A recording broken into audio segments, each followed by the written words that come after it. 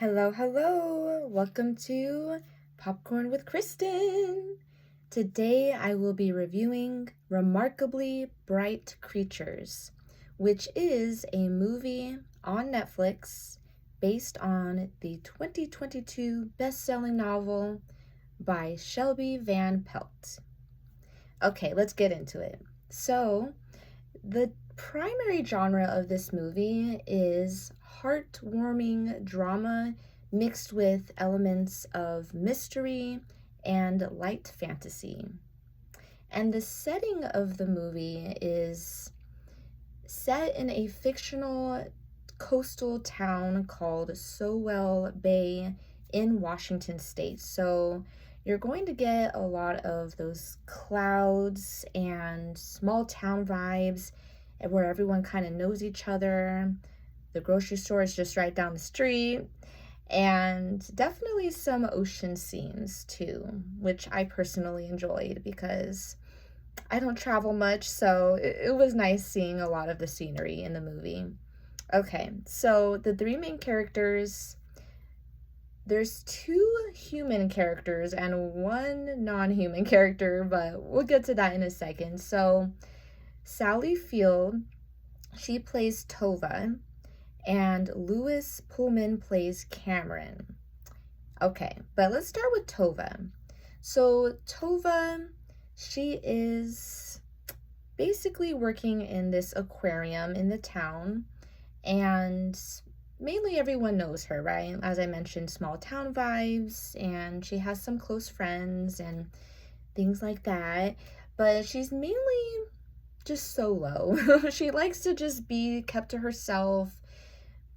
I mean, very independent, not the most sociable, unless you strike a conversation with her, but it might be brief. And she's kind of like that for a reason. It's just how she ended up developing in time, because unfortunately she has been healing mentally and emotionally because she is a grieving widow. So, not too many other spoilers there, but I'll just say she's a grieving widow, and this aquarium that she works at, she is a cleaner, so she's just scrubbing the floors, like Windexing, like that Mr. Miyagi, like wax on, wax off. She's really good at her cleaning job. Let's just say that, okay? She loves it, enjoys it. It's her safe haven.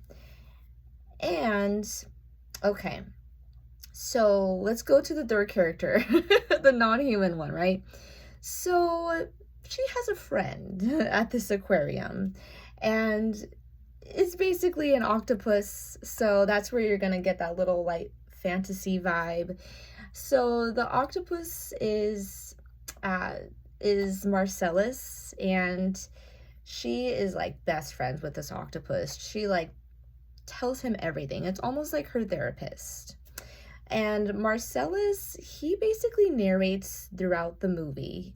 That's where you're also, I forgot to mention humor. So other than the heartwarming drama, all that, humor, you're definitely going to get humor in this movie, mainly from Marcellus. He just is an observer in his aquarium tank, and he's just kind of like on the back end watching everything happen, especially in Tova's life, and he's just so funny. I don't want to give too much away there, but I laughed so much throughout the movie because of him narrating everything. It was just great. I loved it. And the voice that plays Marcellus is Alfred Molina. Many of you may know Alfred from Spider-Man 2. He plays like the main villain, like the Dr. Octopus guy, and yep, so he just did an overall, I thought, excellent job. I loved it. It was just so refreshing. But anyway, so she's close with Marcellus the octopus, and I mean, yeah, so that's basically her human. But anyways, so all right, now Cameron, the Lewis, played by Lewis Pullman, he just comes out of nowhere, and he arrives in town, and he's kind of like All right, I'm on a mission. Like he basically, without spoilers, let's just say he's trying to search for answers from his past. So that's kind of where like a little bit of mystery comes in. And yep, and him, Cameron and Tova, they end up crossing paths in the movie eventually, and they just don't get along very well.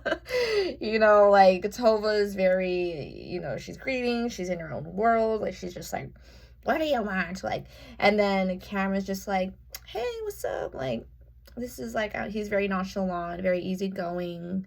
Uh, I guess he can appear a little clueless, but that's just Tova being like, did your mother raise you like that? Like, what did she teach you? And kind of bit judgmental, I would say, on her character part. But anyways, so basically it's mainly them two throughout the rest of the movie. And, as I mentioned, there's that mystery between both of their storylines, without spoilers. So you'll just have to see what ends up happening.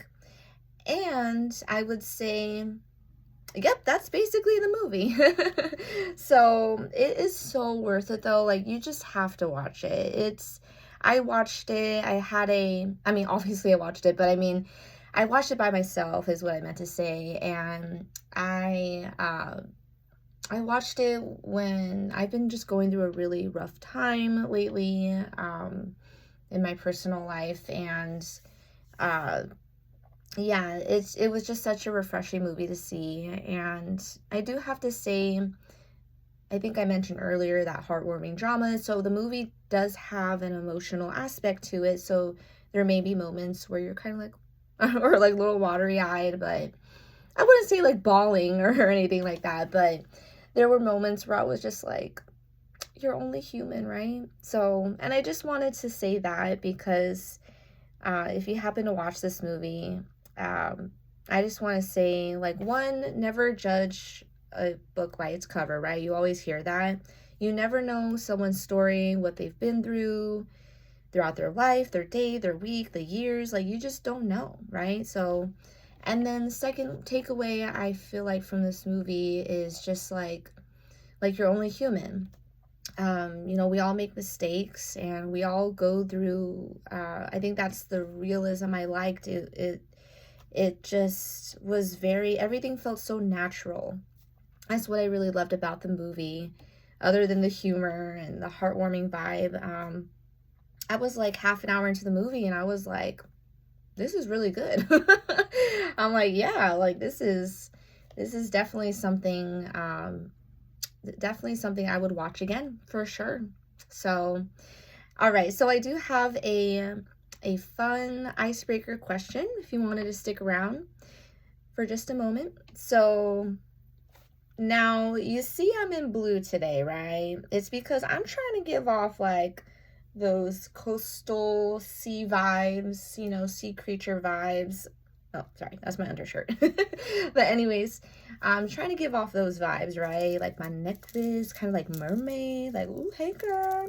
Okay, so my question is, do you have a favorite sea creature? So I just thought it would be a fun question.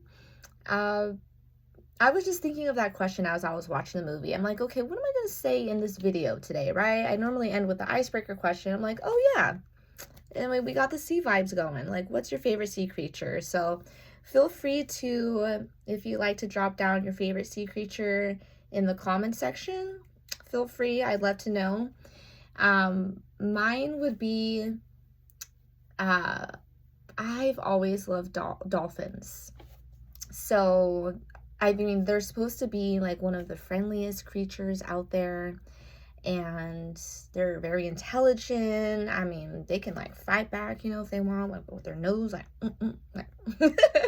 like watch out, and they swim really fast and they can do flips and they're just amazing. I love them. Maybe I'd get a dolphin tattoo. I seriously would consider it. They're just really amazing creatures. So, yep.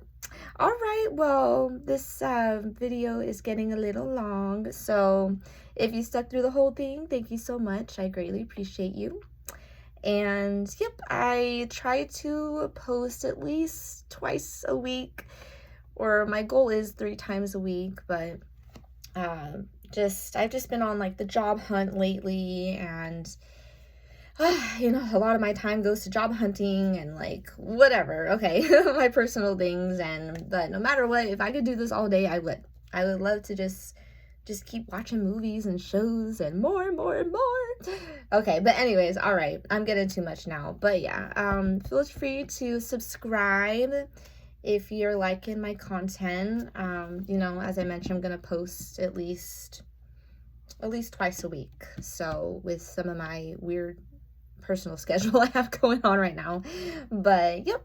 All right. Well, hope you have a wonderful rest of your day, and God bless. Till next time.